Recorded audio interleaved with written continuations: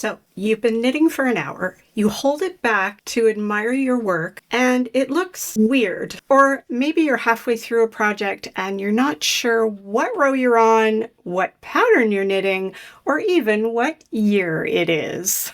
If that sounds familiar, welcome to this 15-minute masterclass, Read Your Knitting. I've taught quite a few people to knit, and time after time they tell me the same thing. The moment they could see their stitches, understand what was happening, and fix their own mistakes, that was when they truly felt like real knitters. So today we'll unpack how to recognize stitches in your fabric, how to identify and fix common mistakes, why reading your knitting will make you a more confident and fearless knitter. Stick around. Even if you're an experienced knitter, you might pick up a new tip. And hey, let me know in the comments if I missed something, because I always miss something. Ready? Needles up, let's get to class. Okay, basics. There are only two stitches in knitting, knit and purl. Every other stitch is just a variation of one of those two.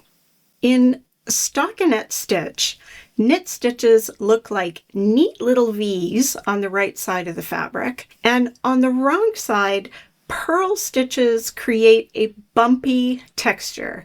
Think of them as little smiles or little frowns. Here's the trick.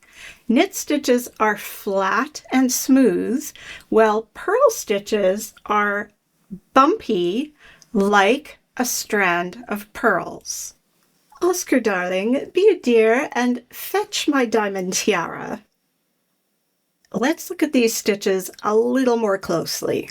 All knitting is, and crochet for that matter, is pulling a loop through a loop. Every stitch has three parts: a head, which is the top of the loop, and two legs, the strands that sit on either side of the needle. It might help to picture a little person with a head and two legs. When you knit a stitch, the head drops to the back and creates the purl bump. In stockinette, the front of the work is all legs and the back of the work is all heads. Let's talk about how the stitches sit on the needle. Every stitch has a leading leg, the one either on the front of the needle or the back of the needle that is closest to the tip of the needle. You can see here on my giant swatch that there's a leg on the front and there's a leg back here. The leg on the front is clearly closer to the tip of the needle than the leg at the back. Stitches can be mounted on needles in different ways for different knitting methods, but most commonly the leading leg is in the front so that when you knit it, that stitch is open and the legs stay apart. If the leading leg is in the back, when you knit that stitch, it becomes twisted and the legs will cross. So if you notice that your stitches look weird, check how they're mounted on the needle. Twisted stitches can happen when you accidentally remount a dropped stitch the opposite direction, or if you're wrapping your yarn the opposite way when you're purling.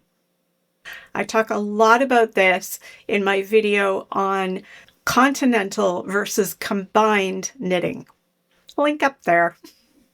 Okay, let's go to the hand cam and we're going to fix some mistakes. All right, yikes moment number one. You dropped a stitch. Let's drop a stitch and fix it. Don't panic. It's easy once you know what you're doing. Just going to drop that. It's always a good idea the very second that you spot a drop stitch to pop a locking stitch marker onto it so that you can keep it from dropping any further. It also makes it very clear when you want to come back to it later to fix it. Okay, I'm knitting along and I realize that, oops, a stitch fell off my needle and has dropped down and laddered. Super easy to fix. Just remember that all stitches are just pulling a loop through a loop. So to recreate a knit stitch, we're going to go into the loop from the front, grab that first strand and pull it from back to front so that that head of the loop falls to the back. Take out the hook, reinsert it from the front, grab the next strand from back to front and pull it through, reinsert the hook, grab the last strand, pull it from back to front, and put it back on the needle. Ta-da! Okay, Nicole, but what if the stitch I dropped was a purl stitch? Then we're just going to do the opposite. Remember, when you purl, your yarn is in the front, so you're going to bring the yarn to the front, bring the crochet hook from back to front and pull that loop through to the back,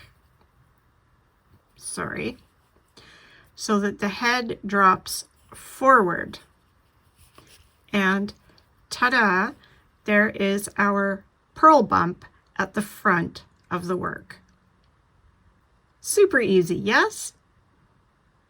Yikes moment number 2. You have too many stitches on your needle. Here's a pro tip. When the pattern gives you a stitch count, count your stitches.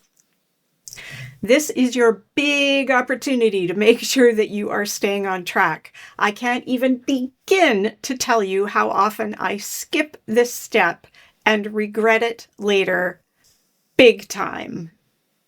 If you have too many stitches, one possibility is that you added an oopsie yarn over. Let's go to the hand cam and see what happened. So I was knitting along, dum-de-dum-de-dum, and I do what my pattern tells me and check my stitch count. And lo and behold, I have one too many stitches. So the first thing I do is hold back my work and take a look. Well, clearly I can see I have a giant hole in the middle of my work, and I have a column of stitches that seem to appear out of nowhere. This indicates that while I was knitting, I accidentally brought the yarn over the needle and then knit the next stitch, inadvertently creating a stitch that I don't want. Let's fix it. We knit up to the spot where that stitch is, and all we are going to do is drop it back down. Nothing's going to happen because you created that stitch out of thin air, so we're just bringing those strands back into place. And I can carry on knitting. Now you can see that by fixing it this way, what's going to happen is there is going to be a bunch of extra yarn from those stitches that you kept knitting that weren't supposed to be there. You can pull up on the stitches around that and redistribute that extra slack if you want. Depending on the kind of fabric you're creating, this may be more or less notable or noticeable, or you may have to redistribute that yarn back several stitches if they're quite small. Yikes number 3, you've lost stitches somewhere. So this time you were knitting away, and like a conscientious knitter, you did your stitch count and you realized you were missing a stitch. Now it's possible that you dropped a stitch, and we already looked at how to go and find that and fix that. But the other possibility, if you're missing a stitch or stitches, is that you might have accidentally somewhere in your work knit two together. So we're going to look at our work and look for the spot where two columns of stitches became one column. We can see that that happened right here. So here's how we can fix that. Knit up to just before the column coming out of those joined stitches, and we're going to drop it back down and free those two stitches. Okay, now we have two. It's a good idea to have a spare needle on hand so that you can pop those two stitches onto something and keep them safe. And then what we need to do is take that yarn and re-knit two stitches instead of one.